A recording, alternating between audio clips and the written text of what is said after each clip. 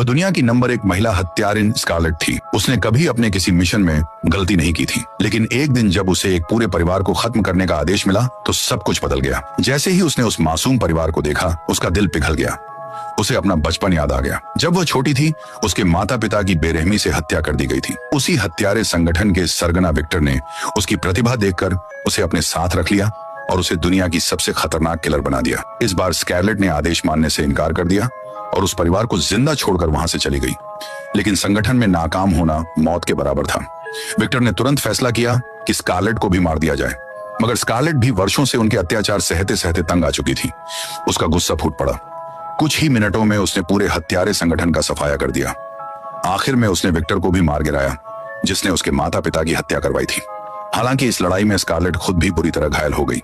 किसी तरह बाहर निकली ही थी कि उसने देखा कुछ गुंडे एक युवती एमिली को परेशान कर रहे थे। स्कारलेट ने बिना सोचे समझे एमिली की मदद करने का फैसला किया।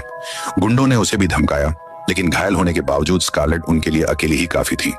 कुछ ही पलों में उसने सभी गुंडों को हरा दिया, लेकिन लड़ाई खत्म होते ही वह ज्यादा खून बहने की वजह से बेहोश होकर गिर पड़ी। एमिली ने अपनी जान बचाने वाली स्कारलेट को तुरंत मशहूर डॉक्टर हैरिसन के पास पहुंचाया। डॉक्टर ने कहा, मैं इसका इलाज कर सकता हूं, लेकिन दवा की एक गोली की कीमत 8 लाख रुपये है। एमिली के पास केवल 7.5 लाख रुपए थे। ये वही पैसे थे जिन्हें उसने बार में काम करके अपनी आजादी खरीदने के लिए बड़ी मुश्किल से जमा किया था।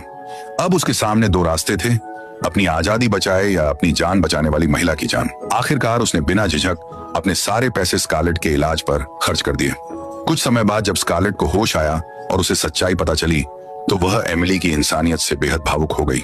उसी समय बॉस रेक्स के गुंडे वहां पहुंच गए। एमिली बार से भाग कर आई थी क्योंकि वह ग्राहकों की जबरदस्ती से तंग आ चुकी थी। अब वे उसे वापस ले जाने आए थे।